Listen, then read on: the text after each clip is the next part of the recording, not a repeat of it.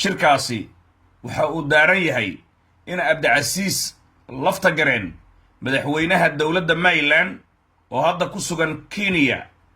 warranty in loo gooyo degdeg ma arkayse lagu soo xirayo dood ayaa ka taagan warrantigaasi lafta gareen in Interpol loo diro oo la soo qabto oo la soo xiro tani waxay ka dambeysay kadib markii Cabduqaadir Maxamed Nuur Jaamac gudoomiyaha baarlamaanka dhacay ee cusub ee Soomaaliya oo ka soo jeeda digil aw mirifle qowmiyadda Maryland looguna naanayso Jaamac Bambaluus iyo ma arkayse hogaamiyaha salbalaar baydhabo ay geysatay aadan madoobe ee isaguna ka soo jeeda digil aw mirifle qowmiyadda Maryland ay shir la qaateen madaxweynaha waqtigiisu dhacay ee Soomaaliya Xasan Sheekh Maxamuud xalay abaabulka waxa iska lahaa Bambaluus iyo aadan madoobe way kulmeen markaas kadibna waxay u tageen Xasan Sheekh Maxamuud waxay u soo jeediyeen in waa xalay kulankaasi qarsoodiga ah xalay buu ka dhacay villa Soomaaliya in lafta gareen warqad warranty ah dawladda federaalka Soomaaliyeed ay u goyso oo la soo xiro arrinkaasi Xasan Sheekh Maxamuud waa uu ka cagajiiday hadalka waxa weeye cadaalad waa inaan ka sameynaa Jaamac Bambaluus iyo aadan madoobe markay Xasan Sheekh Maxamuud xalay u jeediyeen qol mugdi ah ay ku dhaheen war ninkan warranty u jar balaayu soo wada Soomaaliya oo dhanba wax ka bedeli doonaa baydhabo hadduu qabsado waa uu soo karaar qaatay lafta gareen taasi waxay keentay Xasan Sheekh Maxamuud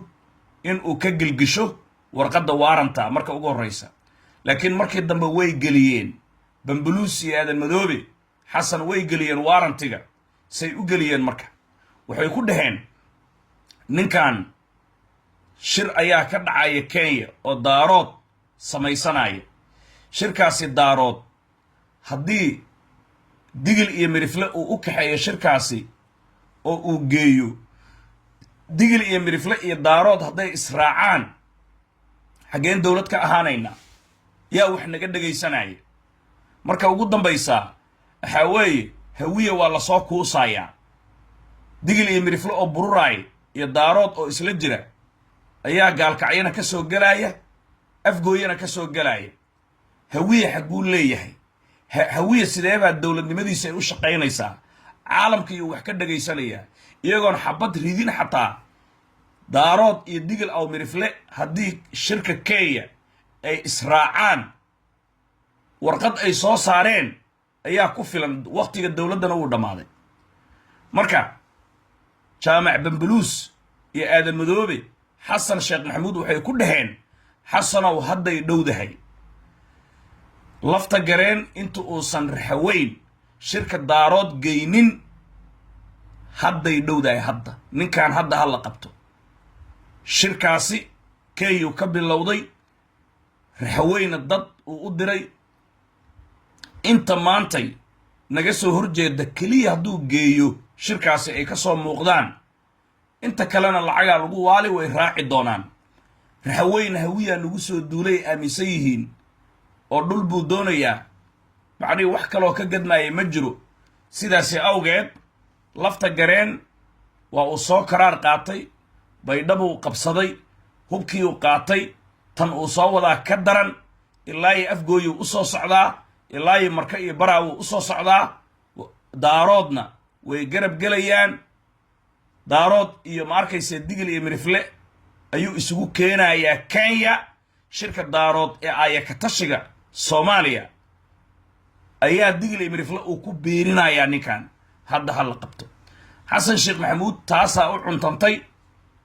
oo ma arkayse ka gadantay markii la yiri oo Jaamac Bambaluus iyo aadan ay ku dhaheen xasanow shirka daaroodku ka baqaamiyaa moogi Xasan shirka daarood ayuu lafta gareen digil iyo mirifle geynayaa digil iyo mirifle wuu ku daayay dawladda wax nuurinaya malahan Soomaalinimadii meeshaas ay ku dhamaatay oo hawiye uu ku qaraamanayay sidaasaa lagu yiri ninka la yiraahdo xasan sheekh maxamuud sidaasi marka loo sheegay xasan sheekh maxamuud arrinkaasi waa uu la dhacay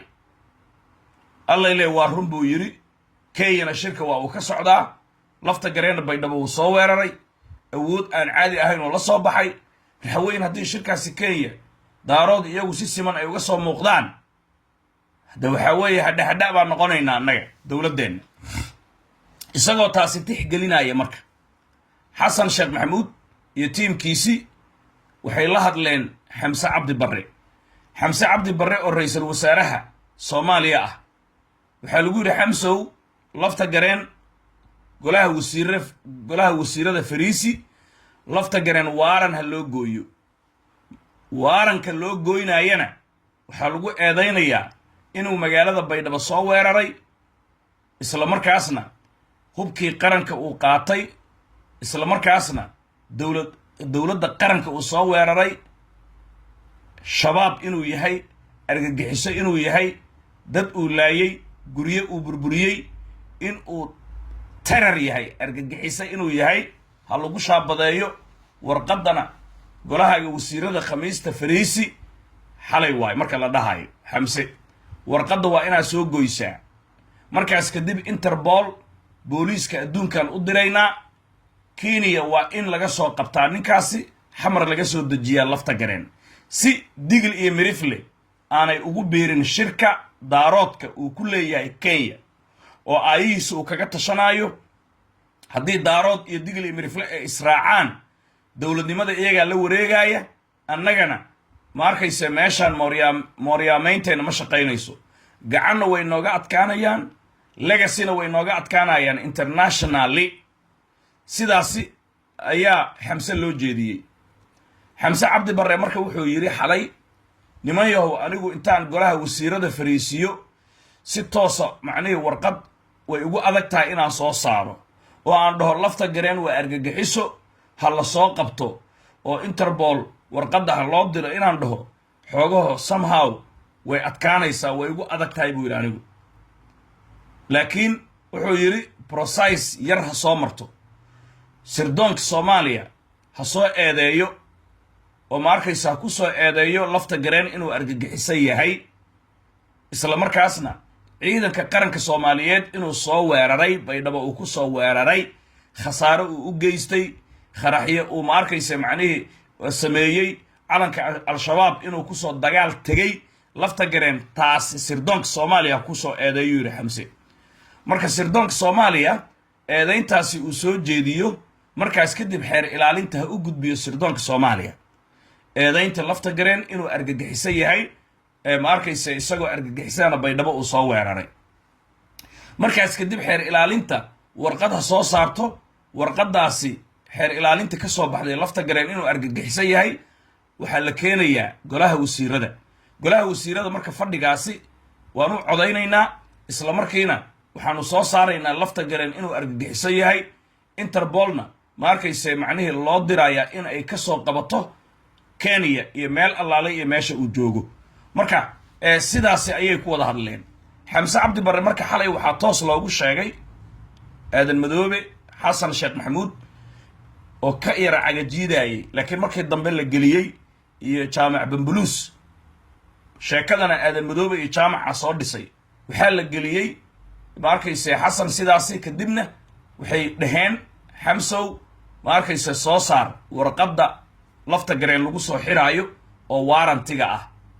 ma arkaysa waaranti inuu criminal yahay oo argagixiso yahay terrorist inuu yahay taasi xamse marka xalay wuxuu yiri golaha wasiirada toos macnaheedu waxaa ka horeey in eedeyn la sameeyo sirdoonka inuu wax soo eedeeyo markaas kadib xeer ilaalinta ay soo marto annagana loo keeno xamse sidaas ay joogtay laakiin waxaa lagu celiyay xalay xamse golaha wasiirada fariisi warqadda soo tuur lafta gareen inuu yahay ma arkaysa macnaheedu argagixiso Interpolna uu u baahan yahay inuu soo qabto xisaabta meeshaas ay joogtaa saacadan la joogo golaha wasiirada fadhiya qol albaabada u xiran yahay ayay ku jiraan marka maantay khamiisa xamse cabdi barre ma soo saari doonaa in lafta gareen uu argagixiso yahay warqadda waarantiga ma ku dhiiran karaa ma soo saari karaa mise ma arkayse macnihii sida uu xalay uu ku sidii xalay uu soo jeediyey uu yidhi ma arkayse warqadan nisaha soo saarto eedayn ha soo jeediso xeer ilaalinta soo mariso markaas kadib macnihii golaha wasiirada ha loo keeno annagana waa ku dhufanaynaa markaasaa lafta gareen interpol aan u diraynaa isagoo argagixisaa lasoo katiinadaynayaa xamarna loogu keenayaa maxkamadaa lagu saaraya marka yacni gamekaas hadda loo fadhiya annagu marka warbaahinta s m c haddaannahay sirdoonka dhagax karis wuxuu og yahay in xalay meeshaasi villa soomaaliya sidaas ay ka dhacday maantana golaha wasiirada saacaddan la joogo barqadan ay fadhiyaan oo qol macnihii shir albaabada u xiran yahay inay ku jiraan xamse marka ma ku dhiiran doonaa maadaama la canaantay oo la yidhi war heedhe nise iyo xeer ilaalin xagga iska dhig warqadda soo tuur la yidhi ma soo tuuri doonaa warqaddii lafta gareen inuu argagixisan yahay waarantiga ma soo saari doonaa golaha wasiirada maanta wuu fariisiiyey weliba awal galbiyaa la fariisin jiray hadda aroortiyaa la fariisiiyey doodaasaa socoto wax kale oo laga hadlaayo golaha wasiirada wax ajandaa ma jiro haddii lacalla idaacadda aad aragtaan iyagoo wax kale idiin sheegaayo been bay sheegayaan ajando kale oo laga hadlaayo haba yaraatee ma jiro lafta gareen in waaranti laga soo saaro ayaa maanta loo soo dheelmaday golaha wasiirada loo fadhiyaa arrintaasi macnihii sharci bay leedahay faallay u baahan tahay ma suuroobaysaa mise ma suuroobayso waxa laga cararaayana waxaa weeye lafta gareena baydhabo soo weeraray oo qura ma ahan waxaa laga cararayaa in ma arkayse kenya shirka daarood inuu ka furmay oo daarood aayihiisa uu kaga tashanaayo aayaha daarood uu ka tashanaayo ayay ka cabsi qabaan jaamac bambaluus iyo aadan madoobe yacni iyagu waxay rabaan in lafta gareen la dhibaateeyo way baqaayaan si marka lafta gareen macnihi loo dhibaateeyo iyagoo lafta gareen ay ka baqaayaan waayo uu soo karaar qaatay markaan baydhabo inuu qabsanayo waa la ogyahay doraad isniintiina tii dheereeduu dhigay marka maadaama kala fiig ay yihiin kuwii u shaqaynaya salballaarta bambaluus iyo aadan madoobe xasan waxay u geliyeen daarood baa kenya ku shiraaya digil iyo miriflaha maantay aa ku shaqaysataan daarood shirkiisii ayuu geynayaa lafta gareen haddii digil iyo mirifle daarood loo geeyo oo daarood iyo digil iyo mirifle ay kenya ku shiraan aayahooda ay ka tashadaan soomaaliya mustaqbalkeeda iyo masiirkeeda ay go-aan ka gaaraan xasanow dowladdaadiina way dhacday hadday cudud tahayna daarood iyo digil iyo miriflo isku duuban iskama celin kartid adoo hawiye ah hadday siyaasad noqotona dowlad hawiyaa noqon haddaba barax leeyaa tagtay oo waxa weeye gaalkacyada daaroodka waa tegi weysay adduunka ma arkaysa hogaamiye kooxeed buu kuu qoraayaa finita la musica marka digil iyo mirifle inta suugaan ka dhiganaynaa iyagaan rabnaa inaan wax ku noqono jaranjar ka dhigano 79 aan haysano dhulkooda macnihi la boobo inta aysan digil iyo mirifle fakanin oo ma arkayse daarood shirka nairobi aysan la fariisanin lafta gareen daarood buu u wadaa digil iyo mirifle inuu la fariisiyo halkaasayna ku fashilmi doontaa dowladdii cabdiqaasin oo kale ay noqon doontaa dowladdaadii oo kenya markii dambe lagu dhisay cabdiqaasin isagoo diif leh meesha ma arkayse uu ka soo tegey soo qaba lafta gareen hadda digil iyo mirifle ninka macnihii shirkaasi daarood u wada adiga khatarta kugu ah waa lafta gareen maxaan samaynaa marka argagixisaan ku shaabadaynaynaa dacwadda saasaan u qoraynaa sidaasi marka dhegaystayaal daawadayaal sidaasaa socota laakiin waxaa la yaab leh jaamac iyo aadan madoobe bambaluus inay suuqa soo gashadeen xalay ay dad u soo dhiibeen yacni in lafta gareen ay la heshiinayaan oo jaamaca weliba inuu lafta gareen telefoon u diray uu la hadlay ma arkayse macnihi waan ay socoto taasoo ujeeddadeeda ay tahay in dadka la marin habaabiyo shacabka macnihi in dhallinyarada dagaalamaysaa warkaasi markay maqlaan ay u fahmaan lafta gareen annagana dagaaluna gelinayaa miya isagana jaamac iyo aadan madoobe hoosta kala heshiinayaa miya iyo xasan sheekh maxamuud maxaan u dhimanaynaa yacni dhinacaanna in niyad jab lagu rido ciidanka xaqudirirka baasha ilan dhimashaa dhacday dhiigaa dhacay baydhabo hadda waa laga qaxayaa wayna soo geli doonaan wayna qabsan doonaan ilaa ay baraaw afgooyay taxan tahay dagaalkan ma istaagaayo waa dagaal qowmi ah waa dagaal xorayn dhab ah 30 sano kadib digli mirfle u xoroobaayo tiibay rabaan marka in ay dhankaana niyad jab ay ku sameeyaan dhankaana dacwad Interpol inuu ninkan al-shabaab yahay argagixisan yahay inay ku shaabadeeyaan marka arrintan sharci bay u baahan tahay inaan faallo